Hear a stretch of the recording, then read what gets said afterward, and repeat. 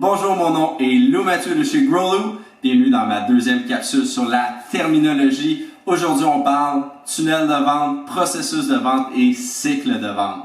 Le tunnel de vente ou Sales Pipeline, c'est une liste de prospects ou d'opportunités de vente qualifiées qu'on espère convertir en clients ou en contrats. Essentiellement, c'est nos ventes de demain et si on veut convertir un maximum d'opportunités à l'intérieur de notre tunnel, on va utiliser le processus de vente.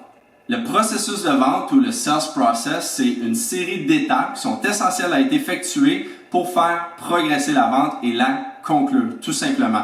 Basé sur l'historique, pour une entreprise donnée, on est en mesure de savoir exactement les bonnes étapes, les bonnes actions qui doivent être posées pour faire progresser la vente. Il faut les identifier, on les standardise et on s'assure qu'à l'intérieur d'une opportunité de vente, le représentant ou les représentants vont effectuer chacune des étapes pour maximiser notre taux de conversion.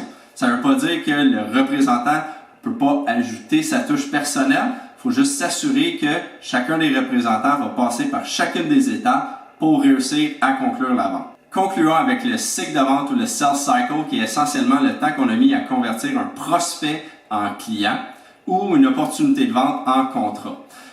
Personnellement, j'aime ça quand le sales cycle commence, quand le prospect arrive dans le pipeline de vente, alors que d'autres vont faire débuter le cycle de vente quand le suspect, notre lead, arrive dans l'entonnoir de vente. Honnêtement, ça dépend de votre industrie. En B2B, dans des cycles de vente qui sont très longs, qui peuvent aller jusqu'à 18 mois par exemple, j'aurais tendance à distinguer le cycle de prospection du cycle de vente, alors que dans une vente qui est business to consumer, très court, une semaine, même parfois une journée, peut-être que le lead, quand il arrive dans notre sales funnel, on peut débuter le cycle de vente.